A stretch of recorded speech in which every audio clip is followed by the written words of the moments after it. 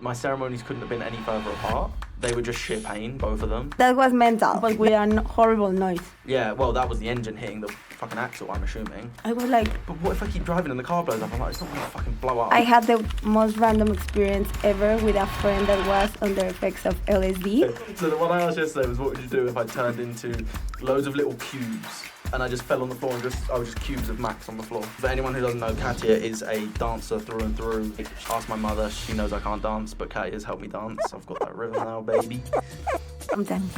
I know we had a very long intro of psychedelics turning into cubes and 20 minutes of weird things, yeah? I mean, we're just kind of weird though. We have, like, for example, what would you do before we get into that? What would you do if there was a tarantula on your head right now? Maximiliano, excuse why? What would you do? It's episode 3, we're back on the podcast.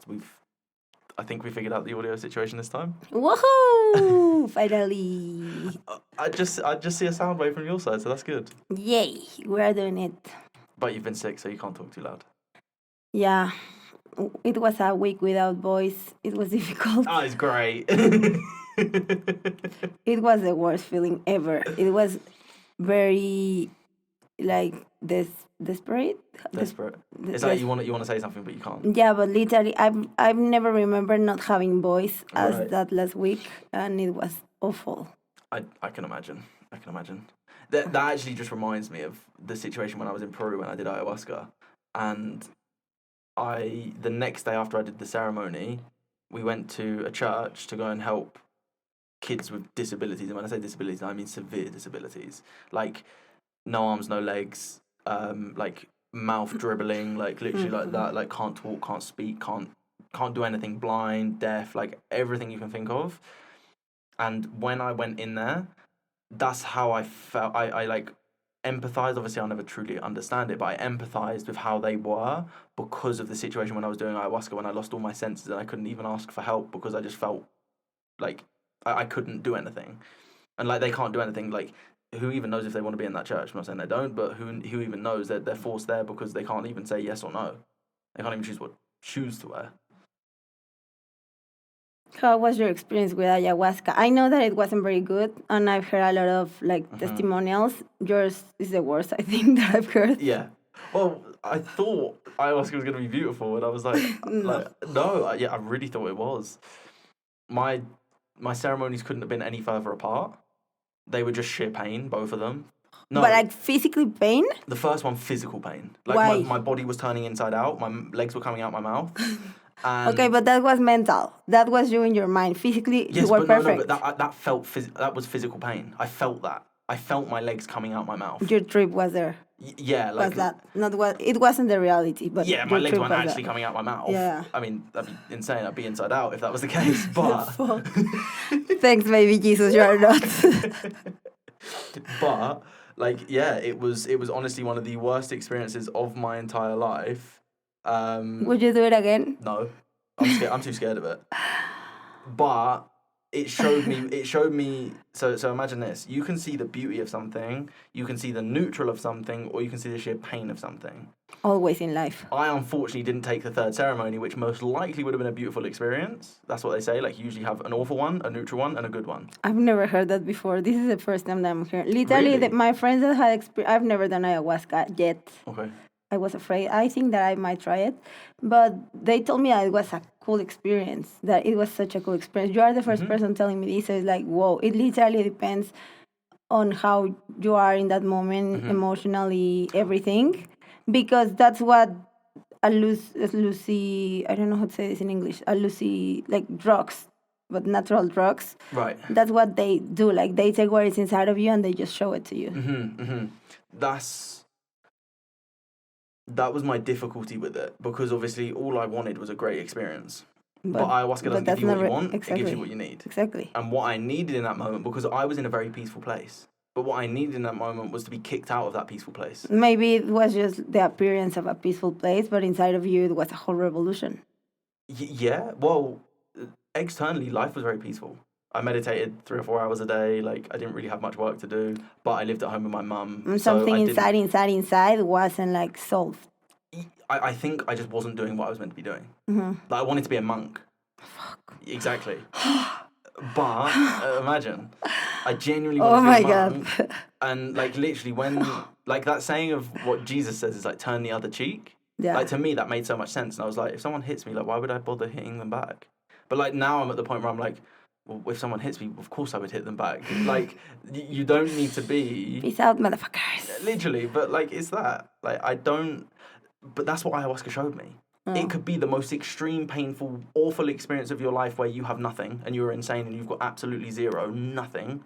Or it can also show you life can be nothing. Life can be boring. Life can be neutral. Like I had the second trip. Well, had the second trip, and I sat there. I had half a glass of ayahuasca because I was scared because of the first experience. And I think that you shouldn't do it. If you were already scared, that wasn't a good decision. They actually said to me, because it took 4 people to pick me up and take me out, because I was screaming, going crazy, like literally shouting, going, what is 52? What is 7? Who am I? Why am I here? Why did I do this? I've got 5 questions to ask. This is the first question. I've got 5 questions to ask. This is my first question. I've got 5. Like, I literally sounded insane. Stuck in the trip, yeah. From the outside, like anyone would go, he's a mental hospital. Then so the next experience, so they were like, yeah, you're gonna have less. Fuck. But after taking the first half, I was like, I'm not feeling anything. Can I have another half? They were like, give it half an hour. Yeah. It took half an hour, and then I had like they're called mapachos. They're like little, effectively like cigarettes. It's just pure tobacco. Mm-hmm. Smoked like 6 of them because Why? because they enhance your trip.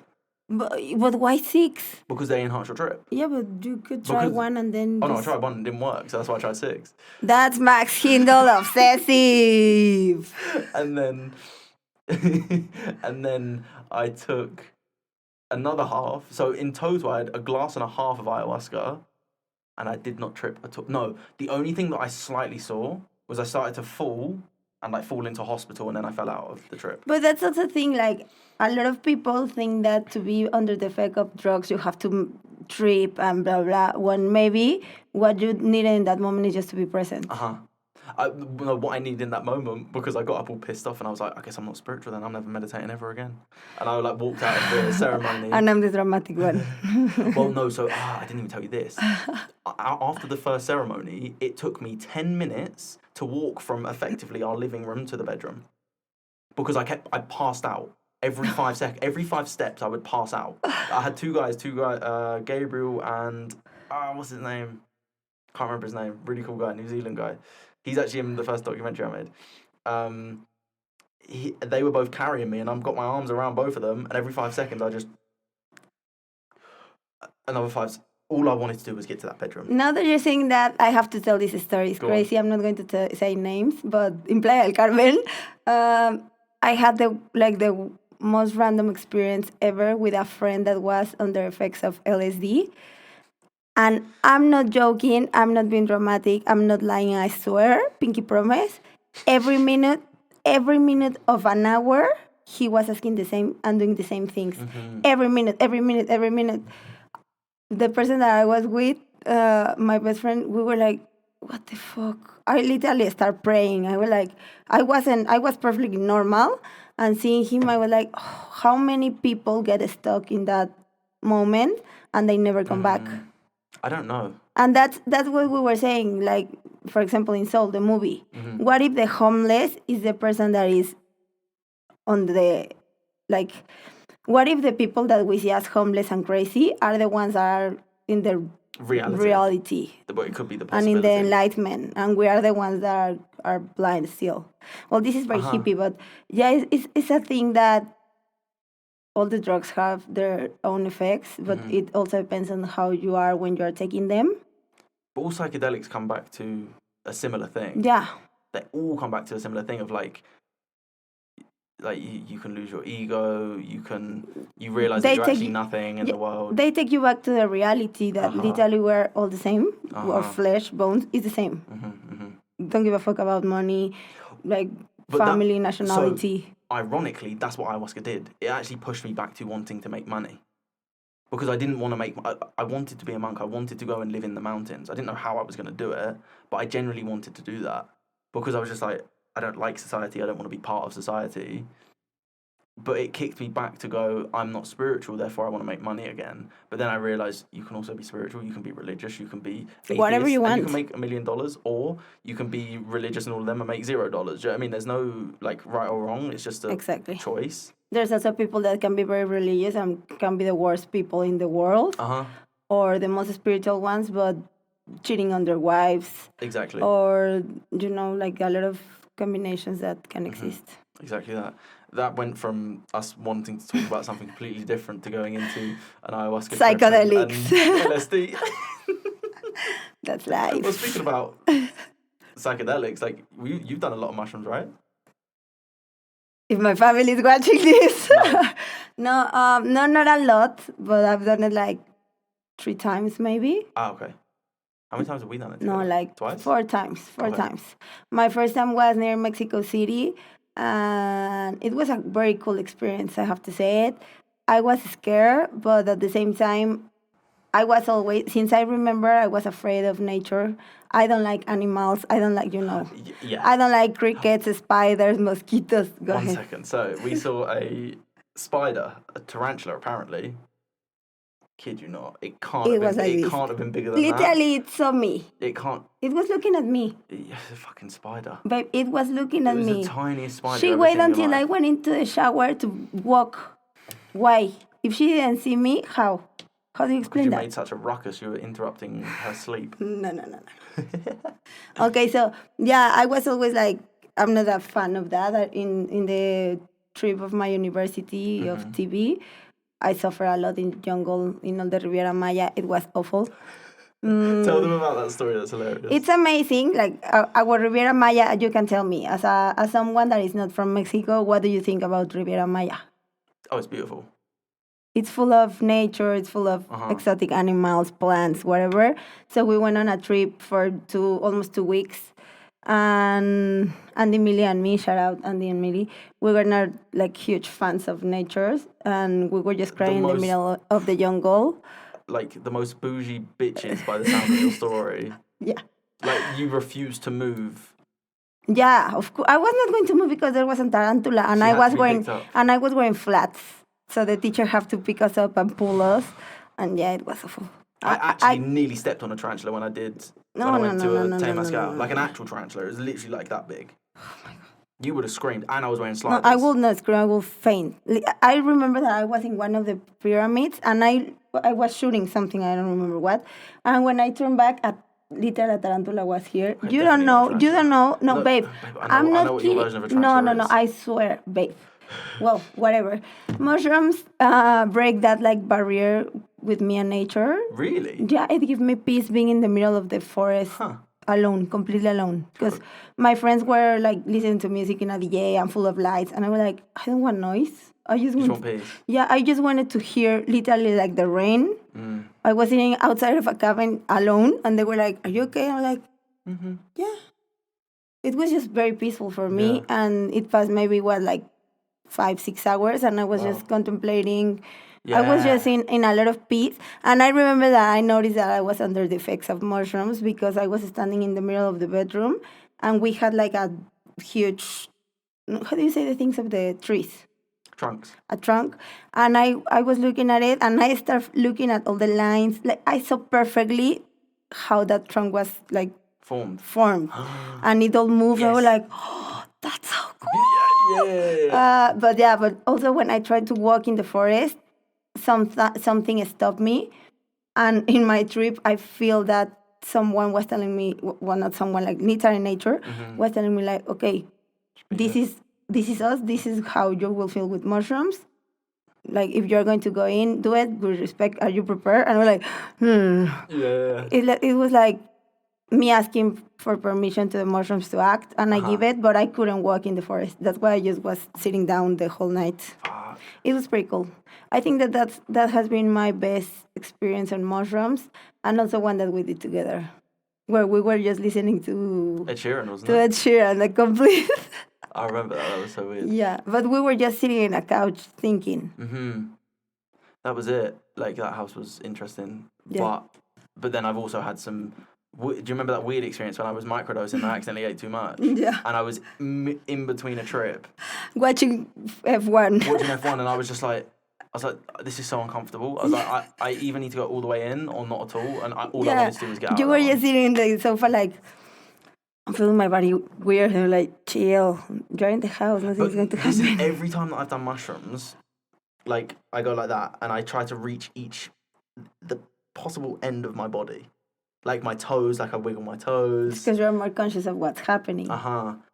The best experience I ever had was actually when I first met Metz, clearly. I think we discovered that was when I was with Matteo. And we were walking down Fifth Avenue, which is just the craziest place. The worst to be in mushrooms. I was panicking because I'm like, I shouldn't have done this. This was the first time I ever did mushrooms. And I was like panicking, I was going like that. And everything like felt calmer when I would do that. But when we eventually got to the beach, it was like a quest finished. We walked all the way to this beach. We eventually got to the beach. And when we sat down, we both were just like, bro, we did it. Because we were literally like a mile and a bit away. And it felt like such an accomplishment. And then we were sitting there. I've still got videos on my phone. I think the video's on YouTube, actually. And I was like, think of it like this. A baby will shit itself. And it will stink of shit. It will be covered in shit. But you still love that baby unconditionally. Why? Because it's a baby. It's innocent. It's done nothing wrong. Like... And like I was just like, that makes so much sense. And I was like, and then, like, imagine yourself, like, when you're born, like, I was trying to put it into car terms because it made total sense this way. I was like, when you're born, you're like a bicycle. Then as you get older and older and you level up and you get better, you turn into a Ford, into a Mercedes, and eventually you turn to a Lamborghini. So I'm like, so why do you need a Lamborghini if you already are a Lamborghini? I was like, that makes so much sense. Welcome, mushrooms. Honestly, there were some crazy experiences, but... I just don't, at the moment, feel like I want to do any mushrooms. Like, I have no desire. No, I'm okay with mushrooms. I think that I would rather go for ayahuasca. This bitch crazy. And they also say that when you're, because people ask me for a lot of time, like, are you ready? And I'm like, no, I'm afraid. Mm-hmm. And so I was like, I'm not afraid. I'm ready. But that's it. That's exactly And they how I told felt. me that when you feel that, it's because you're ready. Like, they're inviting you to do it. But that's exactly how I felt. Like, no one could have told me to not do ayahuasca. My mum was like, I don't think you should do this. I'm like, so I'm going to do it. I want to do this. And the only thing that made me realise everything was because I had such a bad experience. And I literally reposted your story earlier. So obviously the car broke down yesterday. All we went to do was go and get some lunch, and the engine nearly fell out of the car. Lunch at 1 p.m. We hadn't had breakfast. No, we hadn't had breakfast.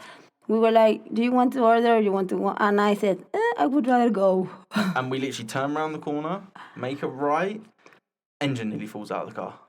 But with a horrible noise. Yeah, well, that was the engine hitting the fucking axle, I'm assuming. I was like... And no, but then you were like...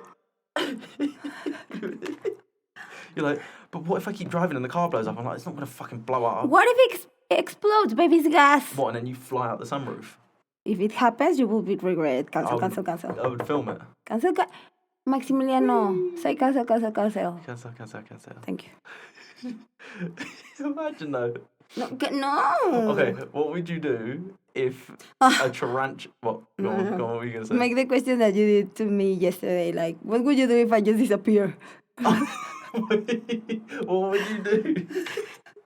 Okay, so the one I asked yesterday was, what would you do if I turned into loads of little cubes and I just fell on the floor and I was just cubes of Max on the floor? And I was like, I would cry and stay in shock for... But what would you do with my cubes? With nothing. How would you explain that to people? That you're like, my fiance just turned to cubes? No. But how would you... how would you explain that to someone? Babe, I really think that I would be fucked mentally and couldn't be able to talk. Imagine. I would be like... But imagine they were like perfect cubes. I don't give a fuck if it's cubes, circles, or whatever, babe. What if I turned into triangles? What would you do if I suddenly became dust? I'd put you in a cup. Maximiliano! Not really. I don't know. No, I think I said to you, like, I would call my mum, like, freaking out. And I'd be like, she would be like, shut up. Just turned into dust. And she'd be like, shut the fuck up. I'm going back to bed. Yeah. She did that when we said when about we getting told her married. that we were engaged. She was like... Tell the story, please. So we got engaged, and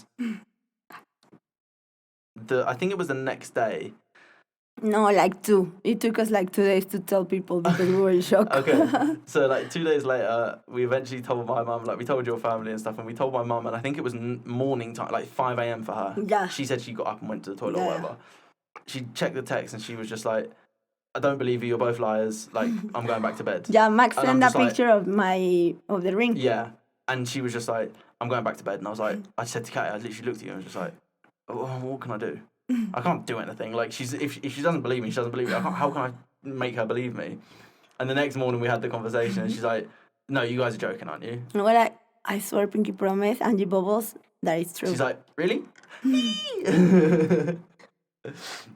Oh, But yeah. It was an interesting story, but that would be. So she wouldn't believe you if I disappear No, of course into not. cubes. Cubes would be more believable because I could take a picture of it. I thought the same. But I don't want a picture of you in cubes, babe. Maximiliano. Okay, right. So, but that's what I wanted to talk about. I know we had a very long intro of psychedelics turning into cubes and 20 minutes of weird Fuck things. off. Yeah? okay. Well, that can be. I mean, we're just kind of weird though. We have interesting and weird conversations. These are kind of genuinely the conversations I that love we it. have. Yeah. For me, it makes like for example, what would you do before we get into that? What would you do if there was a tarantula on your head right now? Maximiliano, es que why? What would you do? Babe, no, No, literally. but what would you actually But that do? puts me in a bad state because now I'm going to feel head everywhere. Head everywhere, Hair. hair. What would you do though? Nothing. Well, no, because of course you would. You would scream or No, something. you know what I hate? Yeah, and that goes to all of my friends, my family, etc. That knows that I'm arachnophobic. Mm-hmm. The worst thing that they can do is just look at me with a face like, you have a spider in your head, but you don't say anything because you don't want me to get scared. But when I see that face, I'm like, what? Where? What? Yeah. That's not cool. You danced on MTV. You choreographed for MTV. And then you stopped dancing for a while, like actively like trying to dance, I suppose. Would you say? No, I just changed the environment of my dancing. I went from Right. concerts and tours to performance. Right. But from MTV to just like a not so big performance, like what did that make you feel? Awful. Really? Why? Understandably, but why? Because and not because not because of the fact of MTV. Of course, MTV was a dream come true. Mm-hmm. Like when I was in the stage with the guys of the cameras and everything, asking me like, what shots do we need? Do I need for the choreography? Blah, blah, blah. I was like, I'm really a choreographer on the MTVs. After so many years watching TV and always wanting to be here, I'm here.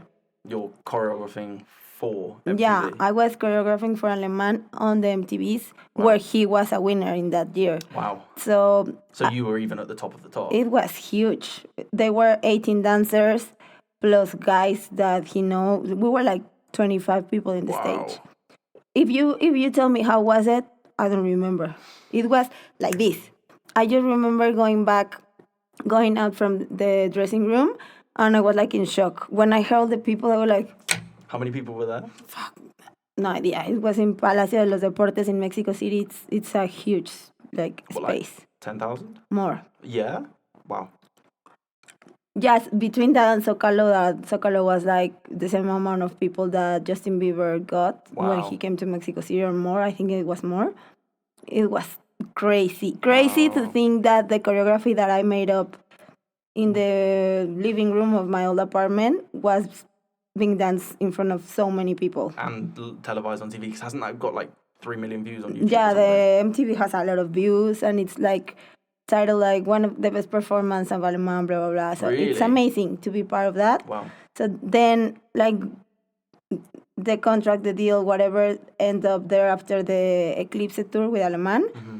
And that's when I moved to Playa del Carmen. Mm-hmm. It was an amazing detox from the show business in Mexico City. It's like a slower life, isn't it, Playa? Yeah, and I was just, the show business is awful.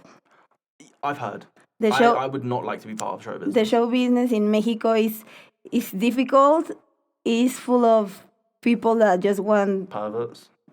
of course, perverts, people that just want to earn money from everywhere, no matter how. Yeah, they'll step on you. They'll kick you out. And of the way. reality is that lately there's not a lot of course that there's a lot of talent, but there's people that is there just because they have 100,000 followers on TikTok or on Instagram, but there's real dancers with 3,000 followers that are actually good dancers. that are not in the lineup because they are not known, you know?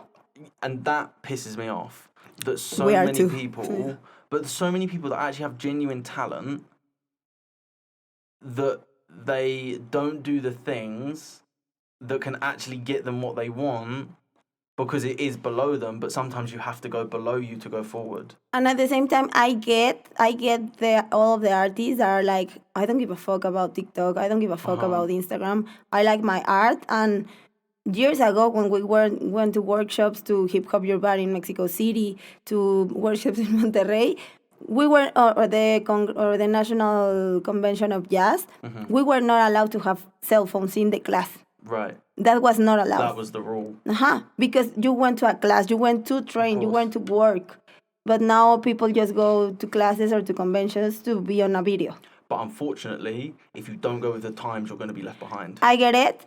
And I'm in the middle in that place when I'm like, I don't want to keep to post every day just to post and be like out there. But at the same time, okay, if I don't want that, I have to move from space. Exactly. So I think that it's important, and that's what I'm trying to do, and that's why I'm focusing on working, that you don't have to betray yourself in order to earn money or in order to be with the artist that is in the top in that moment, because everything changed. The one that was in the top now is not. Now is in problems. Now is like in the middle of drama. But if you betray yourself, and there's people that keeps going up by fucking someone, by being there, by working with someone but talking behind their backs.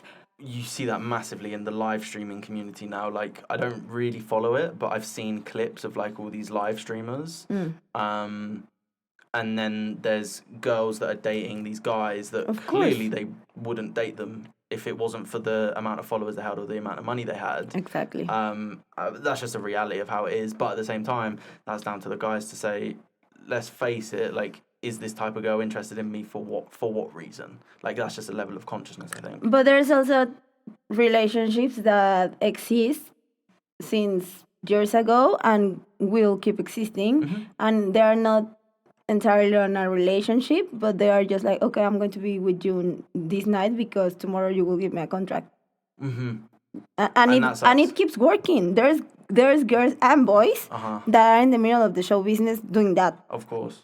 And which is for me, it's like, you don't have to. Yeah, maybe it will take more time, but I don't care. But that's a moral thing. You wouldn't compromise your morals in order to get something just because you want to get the thing, because the reality is, which is evidently clear, you don't become happy from the things that you get. It's the person you become because of the things that you've got. Exactly. And personally, I wouldn't, and I'm not saying that I lose, because if it wasn't for me, it wasn't for me. Of course. But I'd rather not have those contracts than say yes in that moment, even though I didn't want to, just to have those jobs. That's the thing. And then you've got to do things that you don't actually like to do, and you compromise and yourself. And you're betraying yourself. Okay, yeah, you're in the stage, but feeling shit. So I heard the best thing. I don't really like Piers Morgan, but he speaks the truth. I don't know, have you heard of Piers Morgan? No. So Piers Morgan he's a TV presenter, speaks it as it is.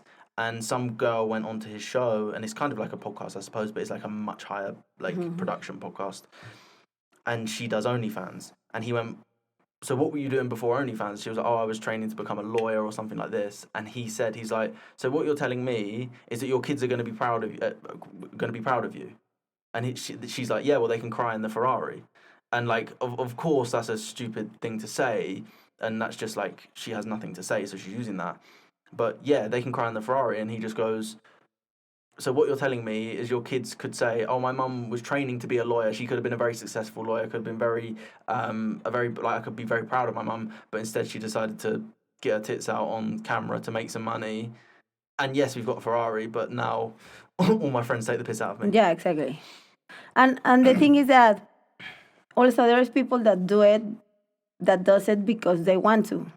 True. If you want to be with a producer because you like it, go ahead. That's the thing. If you want to fuck a girl or a boy because you want to, go ahead. But when you're doing it just With one intention. and without anything in the middle, you're selling yourself. Like you're literally taking like self-esteem and like You're effectively selling yourself to the devil. Like the people do in Hollywood, you're doing that just at a lower scale. yeah. Because you're doing, like, I agree with the concept of I will do whatever it takes to become successful. I will, but I won't compromise myself. Exactly. And, like, that doesn't mean that I'm gonna, because, for example, like, I will do whatever it takes, but there are things that I just don't want to do. Like, for example, I remember Mateo was saying, do you want to go and do street interviews? Tristan used to say it to me all the time, do you want to do street interviews? I was like, I don't really want to do it.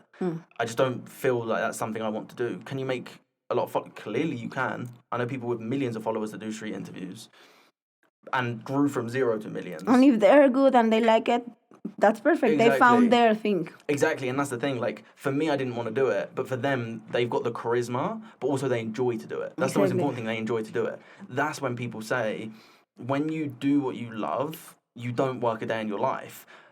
You're still working, but you're actually enjoying the work that you're doing. So the people that, like I said, I have people directly that do those street interviews, but they actually enjoy it. For me, it's different. just like, exactly, for me, it would feel like so... I would have to get myself in the mood to be able to do that. It's not natural. It's not natural. Yeah. And for some people, it's very natural.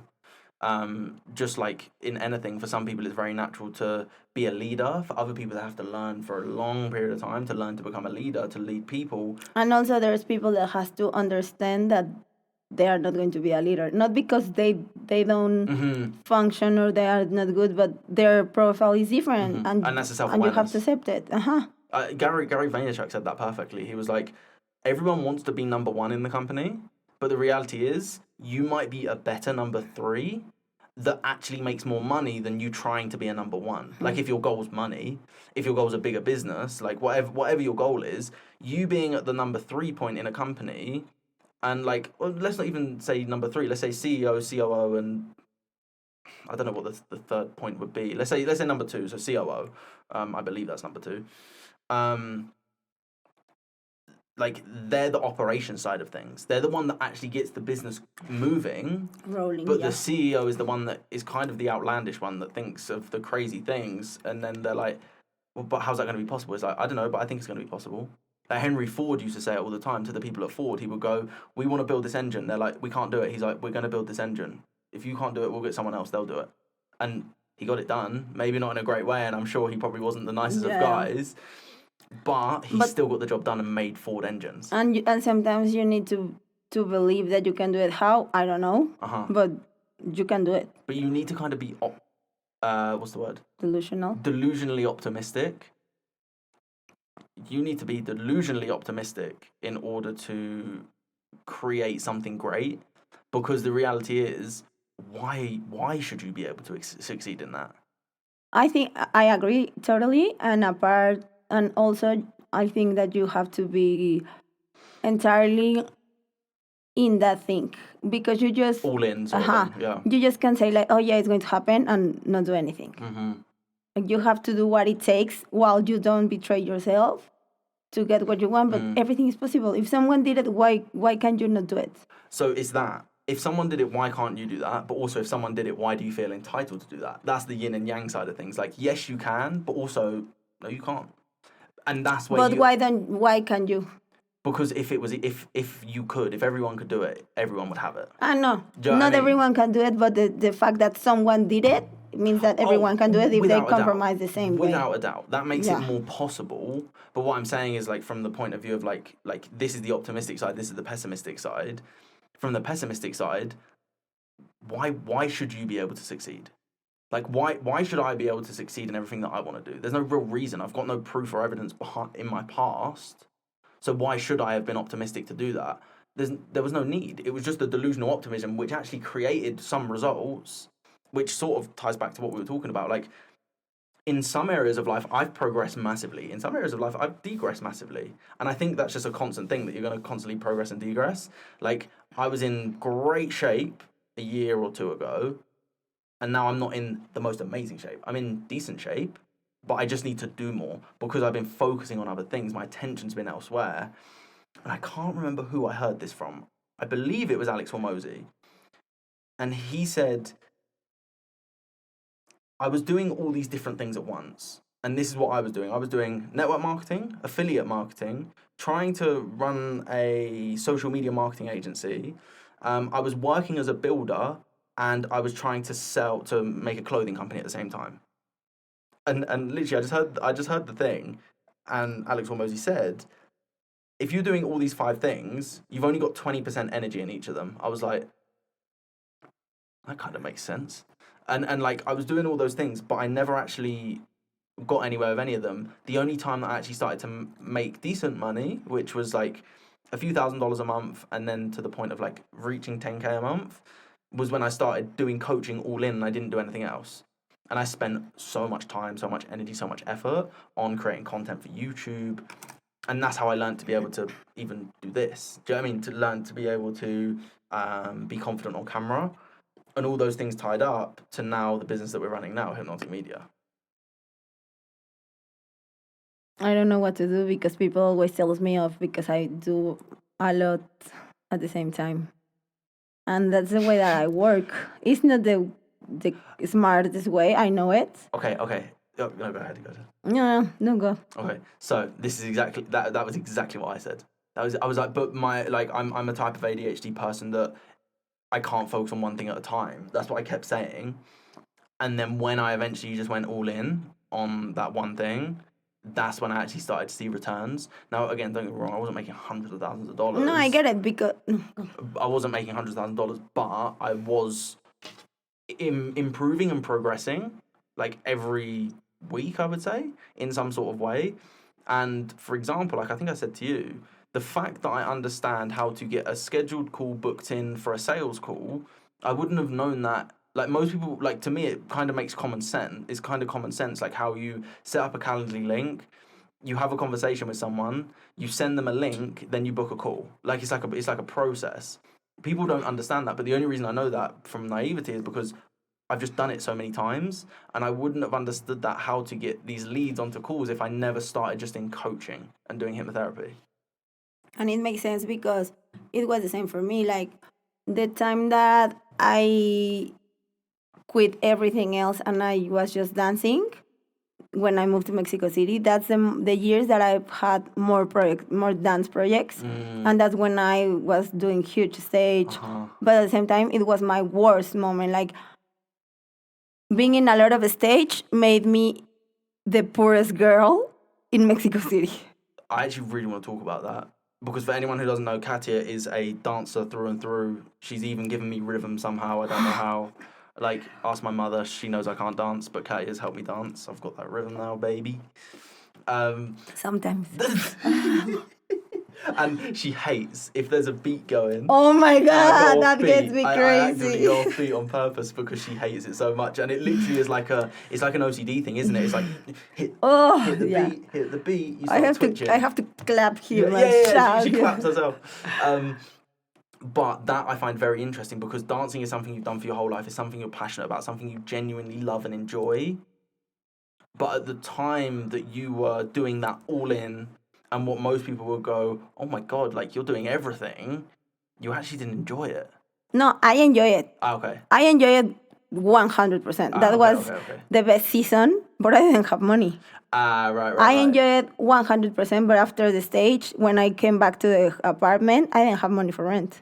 I didn't have money for food. True. That's when I was like trying to get money from everywhere, trying to pay the cars, not paying cars, because I didn't have money. And then you went into crazy debt. I went into crazy debt, then COVID happened. So I enjoyed it. The seconds on the stage were the most happy moments in my life. Right. They were feeling me inside as nothing. I was like, oh my God. In the middle of the stage, I cried like 2 or 3 times. I was like, oh my God, I can't believe that this is my work. Yeah. But after the party was over and after we fly back to the apartment for the next weekend, it was an awful emptiness. Right. Like being tired, not having money to eat, literally not having money to eat.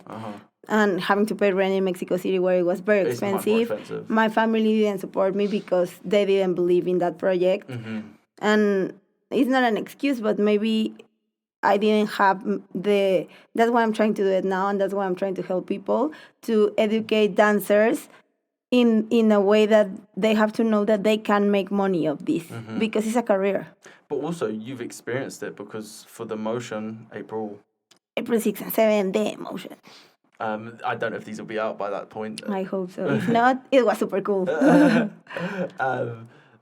But like they're charging a fair amount. Yeah, and I'm not going to ask them to charge less because it's their course. work. And if I want to pay my people more, why should I ask them to charge I less? agree with that. It's bullshit. But so that's the thing. Like, there's people in every industry that make a shit ton of money. There's people in every industry that make no money. Like we've experienced that in business where we aren't charging enough and we're constantly chasing our tail. Yeah. And the people that help us, like, it's not their problem. They are working. They're working, so they're getting paid. It's our problem to take the hit on the financial side of things, which kind of sucks. Yeah. But It's a lesson. It's a lesson, and that's the reality of business. And that is exactly what you won't figure out from just saying, all right, I'm going to start a business, I'm going to price everything up, and then I'm going to go in with this price. Yeah. The only way that we found out what a good price was from getting to the point where we actually were hiring other editors on board so that we know exactly what our expenses are. Because if you don't know your expenses, saying I charge 10 grand a month, great. Like, how much are your expenses? Yeah. Like, are your expenses $1,000? If so, you're making a great profit. If your expenses are 9,000, then you probably need to be charging 15 to 20. And it just depends on obviously the thing. Like, for example, construction. To get construction done in Mexico is much cheaper than the UK. Of course. That's why in the UK it's more expensive, is because people have a minimum wage where you can't be paid less than, I don't know what the minimum wage is, but you can't be paid less than something. Therefore, they have to charge more. Because they otherwise they're shooting themselves in the foot. Like my dad was a great example. He never made any money from the projects. Not all of them. I'm sure he did. I never knew all the financial side of things, but he didn't make money from a lot of the projects, and that was down to just estimating wrong. Do you know what I mean? Estimating wrong, and for example, in my case, and in the case of a lot of dancers and a lot of people from also like like all of those type of works, we are afraid of charging. Okay. Yes. Including me. I was afraid of saying a higher number. I was like, oh, what if they don't want to pay? I've been dancing. This year I'm going to turn, I don't know if 18 or 19 years dancing. So I know what I'm talking about. This is not new. I didn't start on a garage taught by a student. Like, I had a whole study, and I keep studying, and I keep training on dancing. So if I don't give that worth to my knowledge and to my work, no one is going to give it. And the last times, now with the motion, the agency, I've been giving prices that for me is like, and I'm afraid I'm like, oh yeah, okay, we'll pay tomorrow. I'm like, oh my God. Yeah. And I was literally about to say half of that price. Yeah. So it's just changing that mentality, training ourselves, but also I think that is being like sincere and honest with our talent, knowledge, and preparation, because you can't charge like that if you are literally not prepared enough. That's the thing. Like, you absolutely can. Yeah. Like I've been charged $5,000 to work with, $7,000 to work with someone. I've also been charged $1,000 to work with someone, and I've also charged $5,000. I've also charged $1,000. Like, I remember when I first charged over $1,000. Like, I wish I recorded those sales calls because they'd be great to watch, because they'd be very amusing. But I remember watching them, and I was just like, or being in them, and I was like, yeah, so that's everything. This is all you get, and it's $1,000. And it was what? Exactly. Like, imagine how much confidence you have in me if I can't even say my price. Yeah, it's like, okay. Exactly. It's like, for example, you're not going to go to a Ferrari showroom and go $10,000, take it or leave it. They'll go, okay, leave it. Like, fuck off. Go away. Yeah. You know what I mean? Whereas you actually hold your value, in how you talk about yourself. Because, for example, let's say someone came to you and they wanted to learn to dance, and you were like, they're like, oh, so like, what am I gonna? You're like, well, yeah, like, we'll maybe do a couple of sessions. Maybe you'll be able to dance by the end of them, and I don't know, it's gonna cost like, if it take you, I don't know, 2 sessions, 5 sessions. Okay, let's say 6 sessions. Yeah, how good are you? Like, how much you done? Okay, 6 sessions. 10,000 pesos. How No, about babe, that? and you said a huge price for Mexico. Exactly. Do you know what I mean? Like, but like, imagine saying that they'd be like, okay, no. Yeah, And no. that was always my struggle with sales calls, where I used to suck with sales calls so bad. Like, I'm better. I'm not the best. I'm better. But I remember trying to close $1,000 and I just couldn't. It was too much for my mind to comprehend until I heard one thing. I don't know who it was that said it, but they said, no, it was Jordan Belfort. He was like, stop going into sales thinking that the person you're selling to has the same pocket as you. That's so powerful. And I was So like, powerful. I was like, oh shit, I'm broke. No, why would I spend $1,000 on something? I couldn't spend $1,000 Yeah. on something. Where now it's a bit different, but I couldn't spend $1,000 on something. But I'm going into this call with that scare. exactly. Yeah. And I remember I even got on a call with some guy. He literally had a Ferrari, and because of how unsure I was, clearly, he was coming at me with all these objections. Yeah, because why would someone want to invest with someone that is not Sure, confident? of course. Like, you have to be confident in what you're selling. Yeah, and in what you have and what you are. Mm-hmm.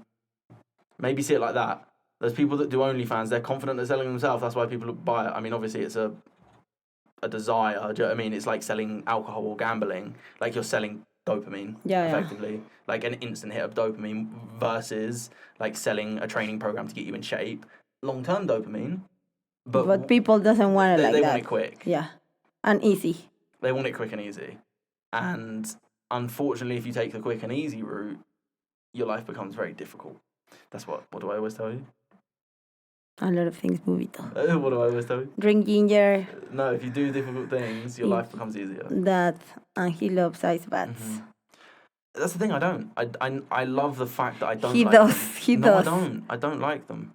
I love the fact that I don't like them because it makes me want to do it. For example, even when we sort of had, I got back into working out again, every time that I don't want to do it and I'm there, I'm like, that's it, you're fucking doing it. Like, you're not bitching out. Do you know what I mean? Like, you're standing up to the pain, the difficult part that you doesn't want to do it. You're standing up to that. Yeah. And I remember I used to have cold showers, like, at the end of my shower.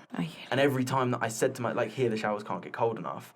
But especially in Playa, they definitely can't get cold enough. Like, a cold shower's warm. Like, a freezing cold shower is a warm shower in Playa.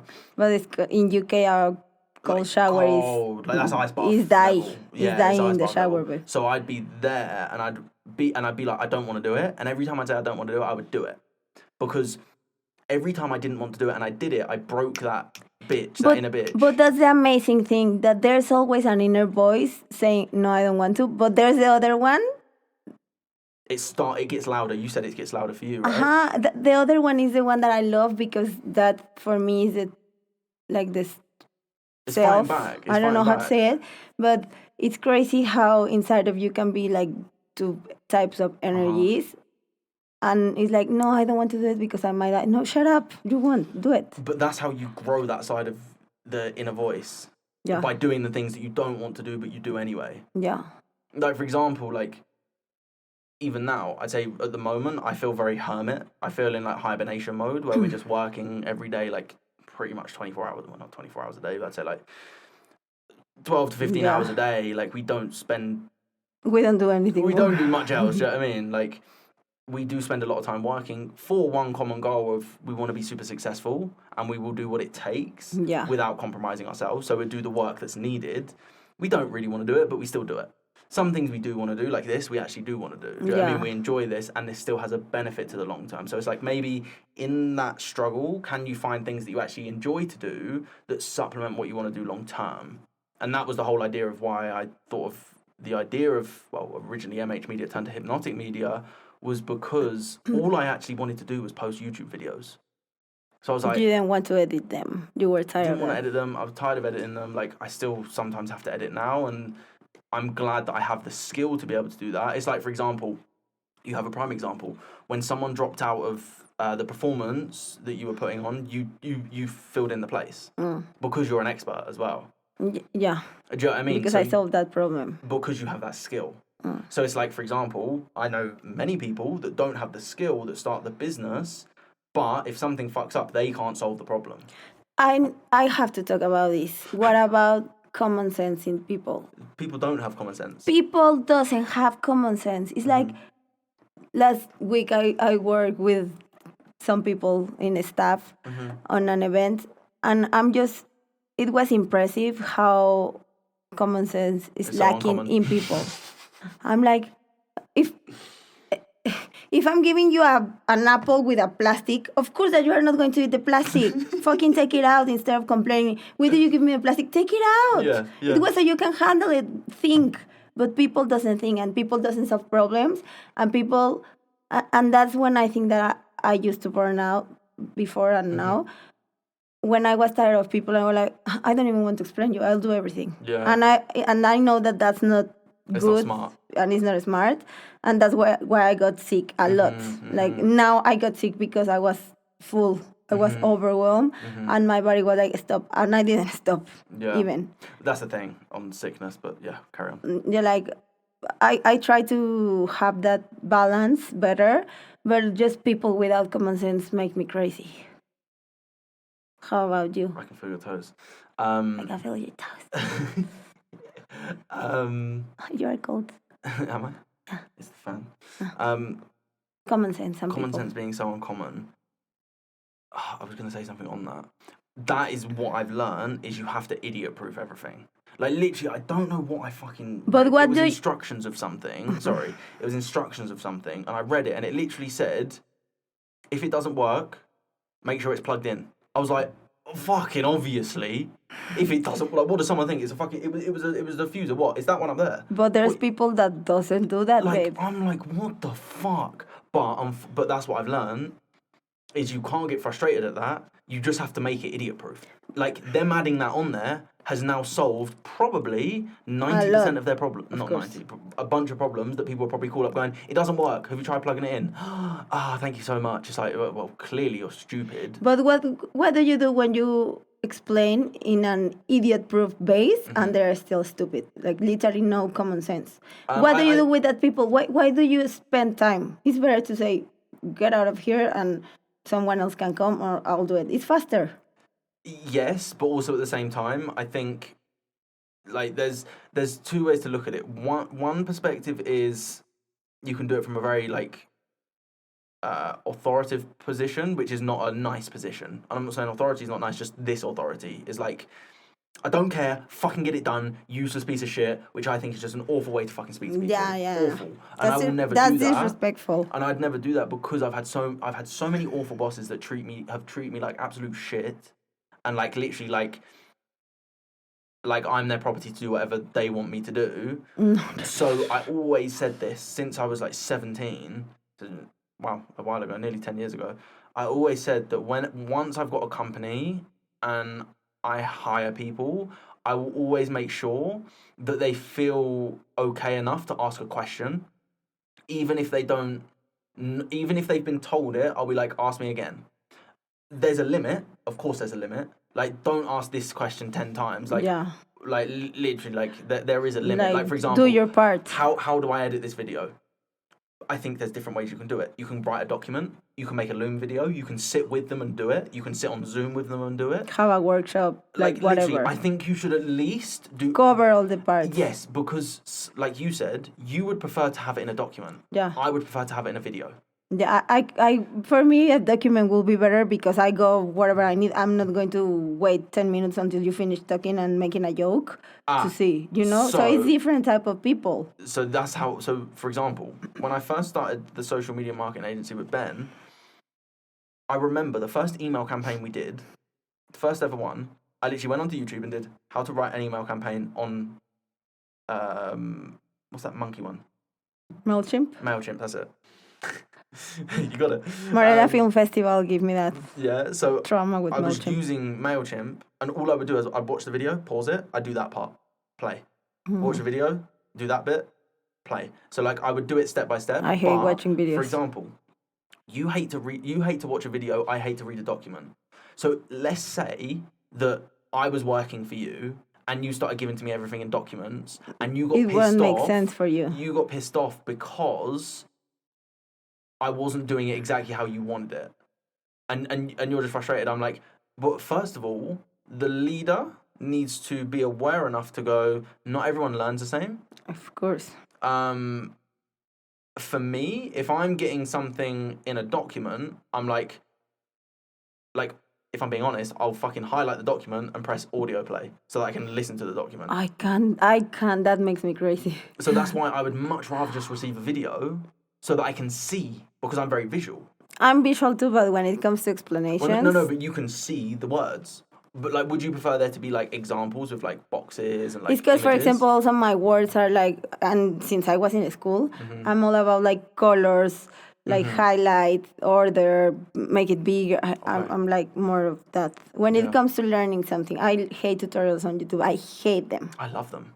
Like, me and my sister, Abs, shout out. Hello, Abs.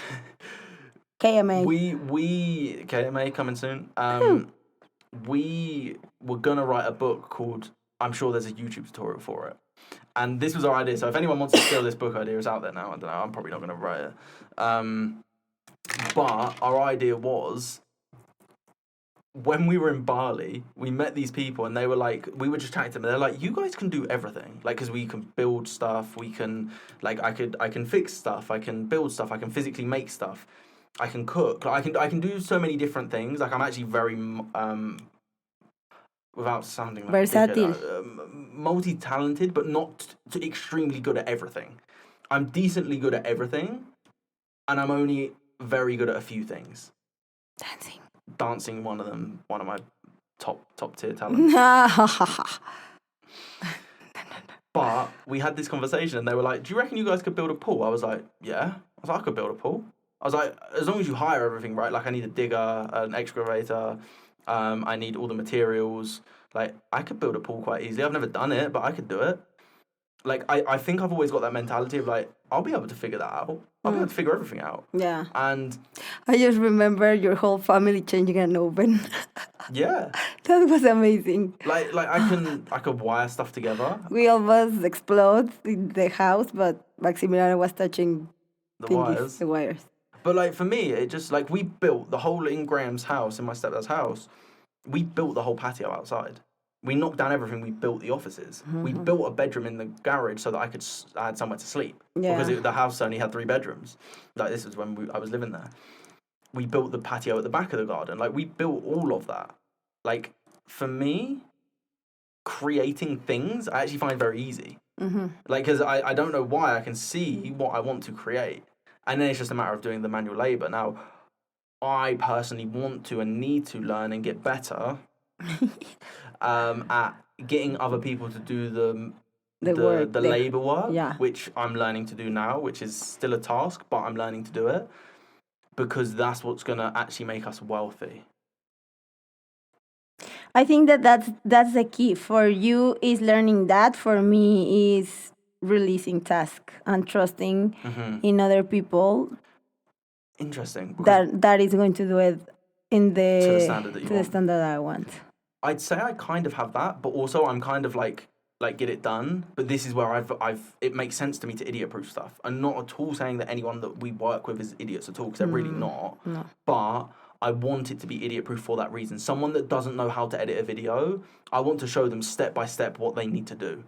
Obviously, we're not going to hire someone who doesn't know how to edit, but I want to get to the point where even for anyone watching, you can still go back to the basic tutorial to learn the bare bones of it. And that's the thing. Well, living in a house of teachers, a quote that was always mentioned is like, if you are good at something, you will be able to explain it in the simplest way possible.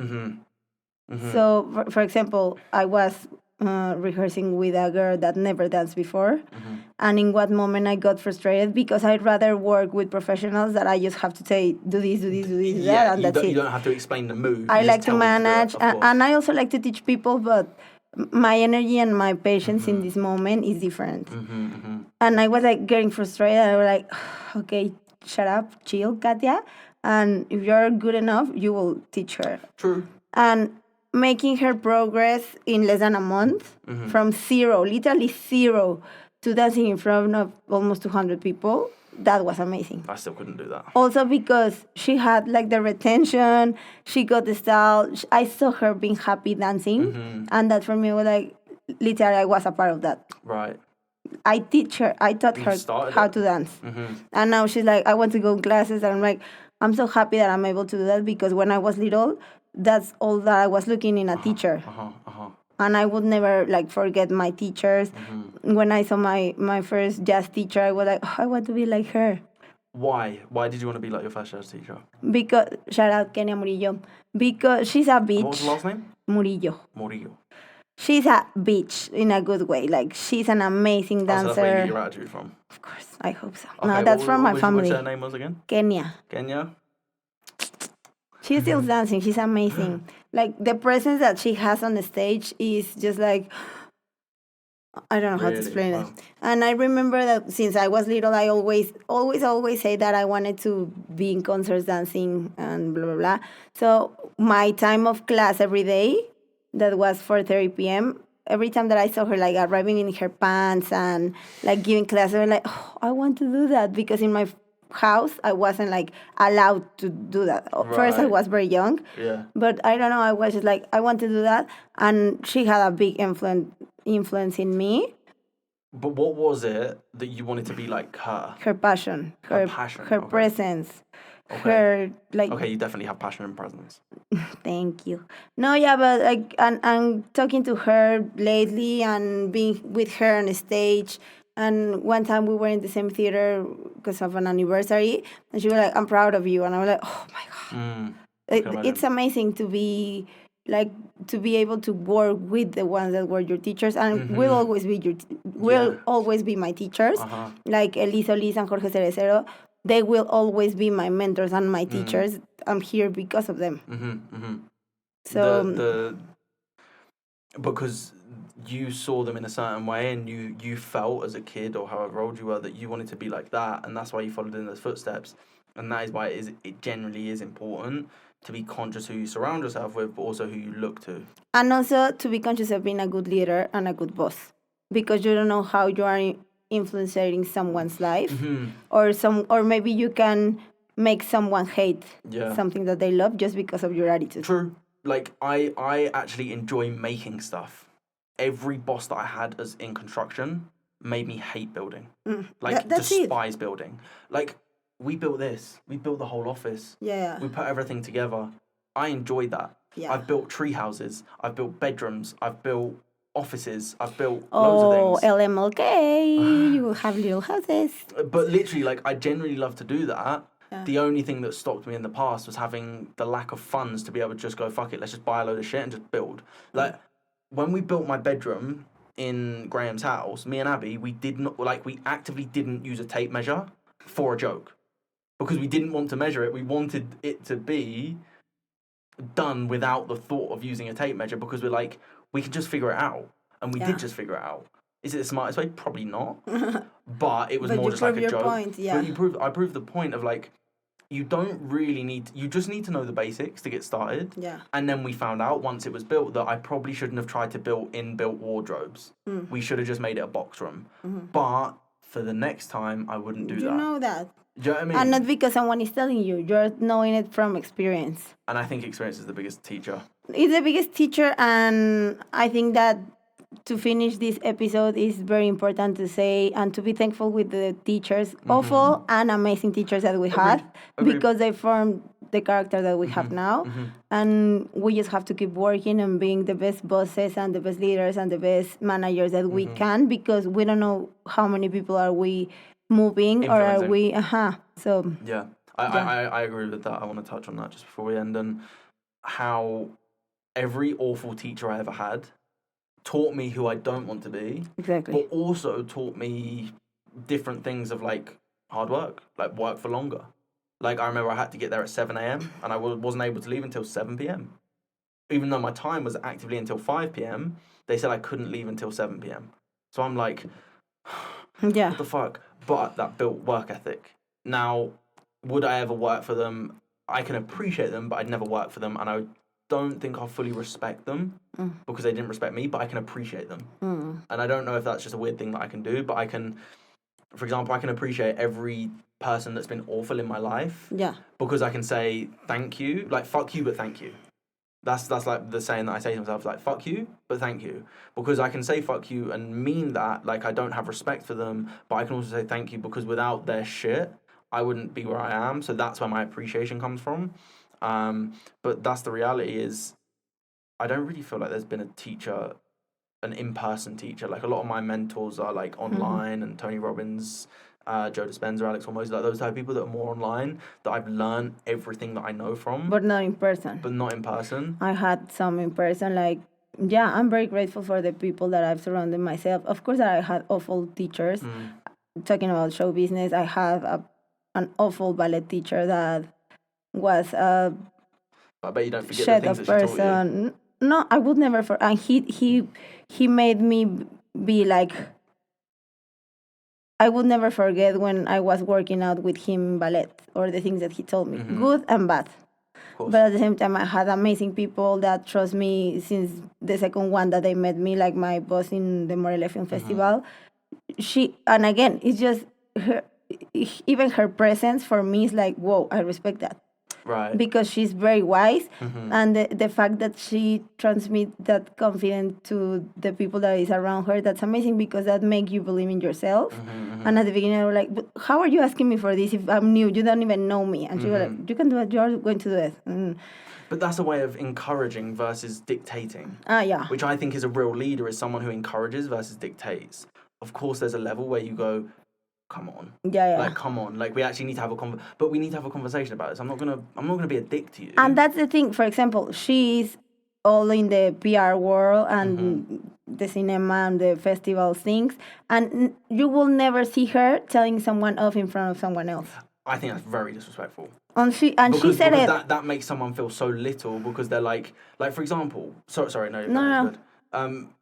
It's like, for example, you do something bad. You take them to one side, my personal opinion, you take them to one side, you say, this is why we don't like this. This is what you've done wrong. How, and just starting with a question, how can we resolve it? Like, what do you think? Yeah. Rather than going, this is what you need to do. Yeah. How can we resolve this? Like, what do you think? And if they say, I really don't know, and like, come on, you can do it. I know you can do it. Like, just a place of encouragement. Yeah. But then to the point of like, eventually, if they're not saying it, it's like, right, this is what we're gonna do. This is how we're gonna solve this. And that the way that you do it is the most important thing, because for me, she has never told me off in front of people, but she have done like observations, like maybe twice in all the 5 years.